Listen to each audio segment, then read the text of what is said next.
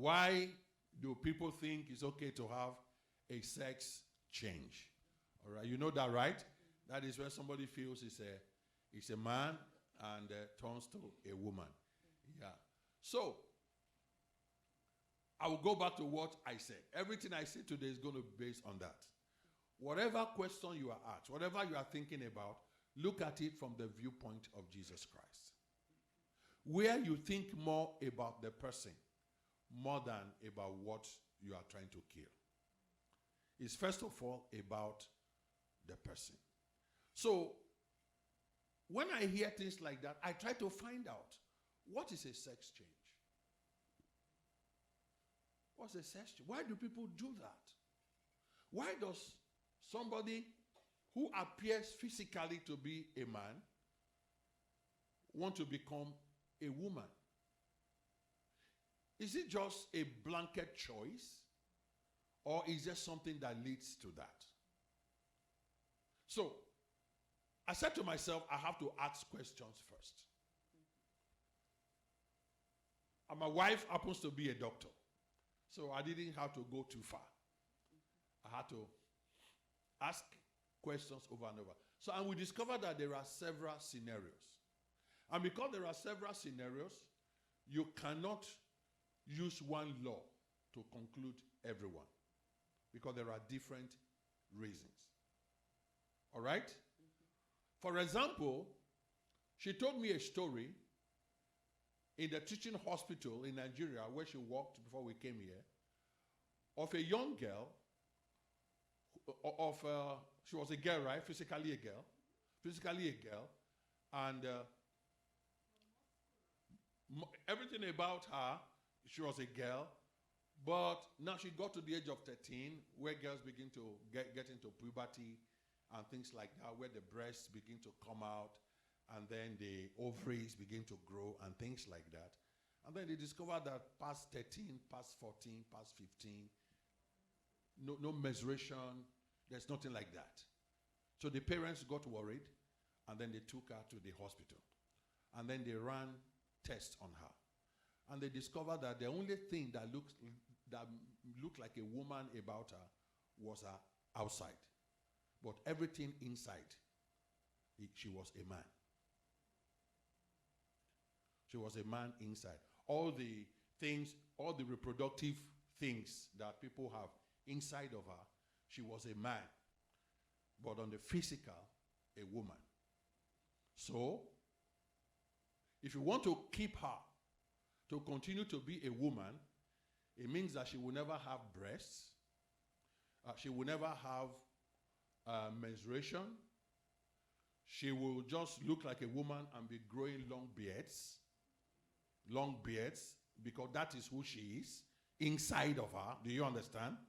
And she doesn't have ovaries, even if she gets married to a man. For example, there is nothing to receive spermatozoa. There's nothing to receive that. There's nothing, a womb. There's no womb to grow a child. There's nothing like that. So the question is, what makes things like that happen? Who made her like that? Is it God? So if we come with this idea that God made me the way I am, then we fall into a big problem. How do people become like that? And if that thing happens to your child, how will you handle it? Are you still here today? Yes. And that is where the love of Christ comes in. So if you were Jesus, you can just say, okay, I look at you, you are a man, you are not a woman. In Jesus' name, everything that is man, come into place. Everything that is woman, come into a place. But if you are a pastor that doesn't have power to do that, then you must allow for choices. Do you understand what I'm saying? You must allow for choices. And also for the fact that certain things also appear. Then you also look at scriptures that the Bible said that in the resurrection, in eternity, that there is no marriage, and there's no giving in marriage, there's no taking in marriage. Why? Because all of us will look like, and all of us are going to be like angels. So you can interpret that anyway. Spiritual and spirits and then maybe one specific gender. Do you understand? So no marriage, no giving marriage. We are going to be like angels, right? That means that when it comes to the real person, the spirit man, that is because when I die right now, my body falls to the ground, gets buried, gets rotting, but my real person looking like me gets out of me. That is my spirit. But the Bible is saying that that real person, me, that comes out of me, is not gender specific. Do you understand? So I'm a spirit. It really has nothing to do with male or female. If if my wife, the same thing were to, happen to her, I cannot see her in heaven and fall in love with her and say, I want to marry her, because she's not going to look like a woman to me. Do you understand what I'm saying? Yeah. Because sometimes I used to ask God that, Lord, my wife is so good. Is it possible that when I die and get to heaven, you can give me permission to marry my wife again?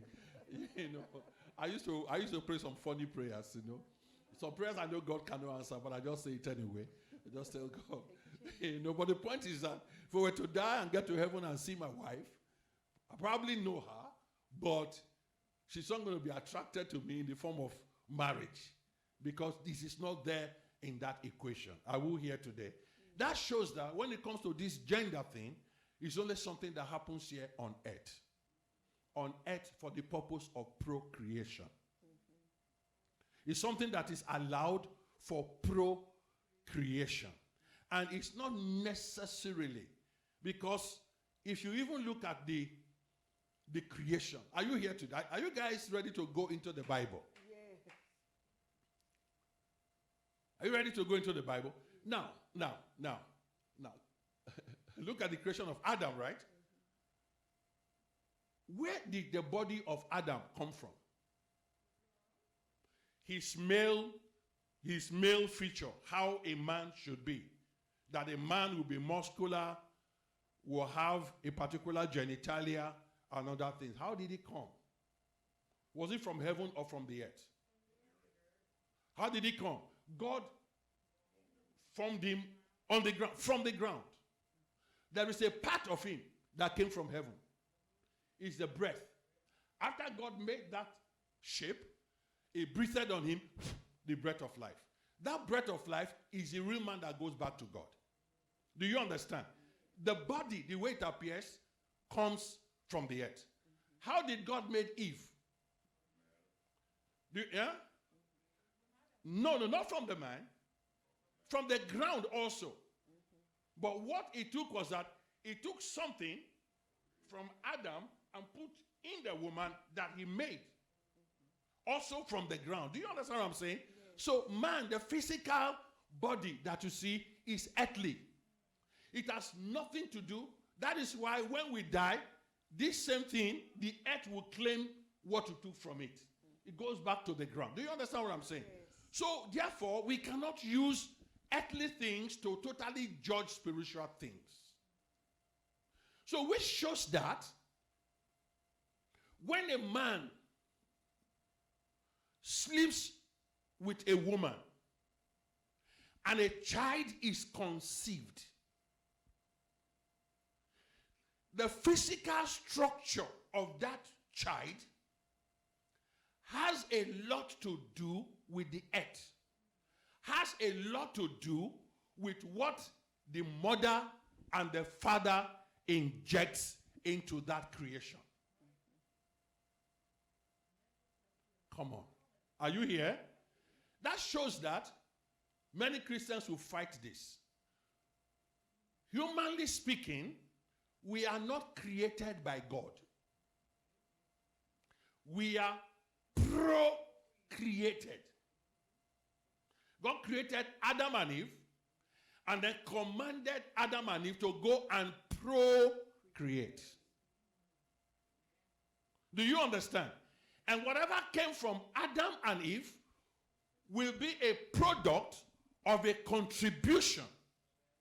The X chromosome and the Y chromosome that comes together from the man and the woman to form that. But the spirit part comes from God. So That is why a man is a tripartite being. God contributes, father and mother contribute. Where there's never a fault in the spirit of a being. But there can be a fault in the physical makeup. And that has to do with the state of the woman and the state of the man.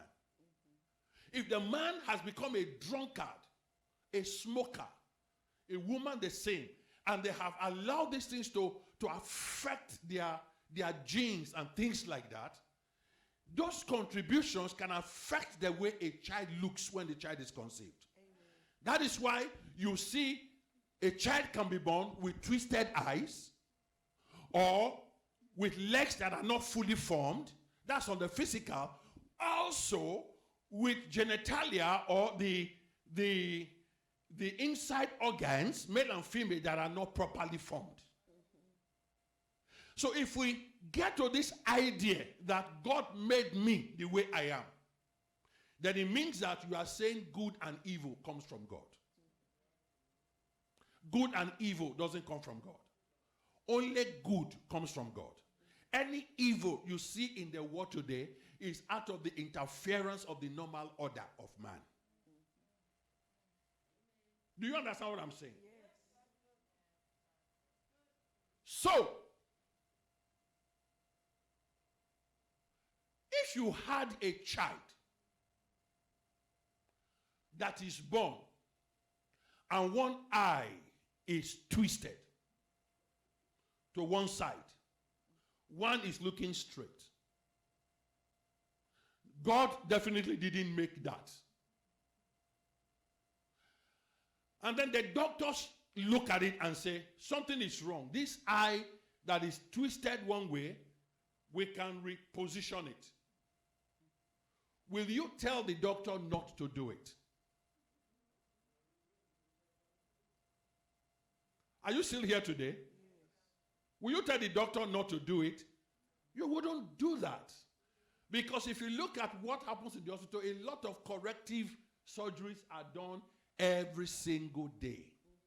How many of you agree with me? Yes. There are a lot of corrective surgeries that are done every single day. Some children are born, the mouth is not open. Some children are born, their eyes are not even open at all. It's not, the formation is not full.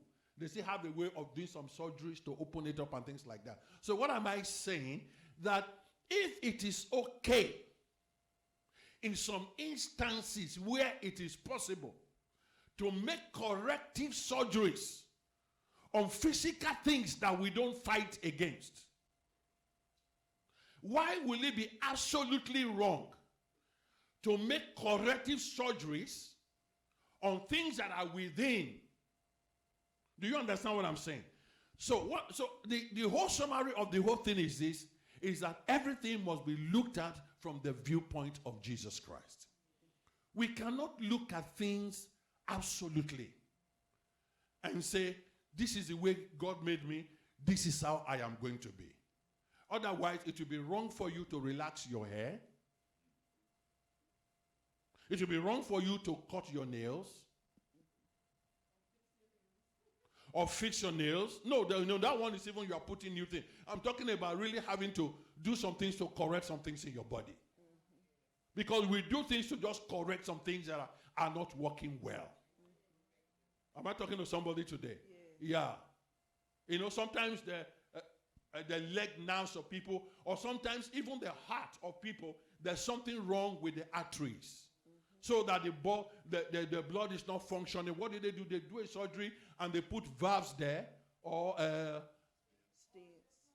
they do some things there to correct it.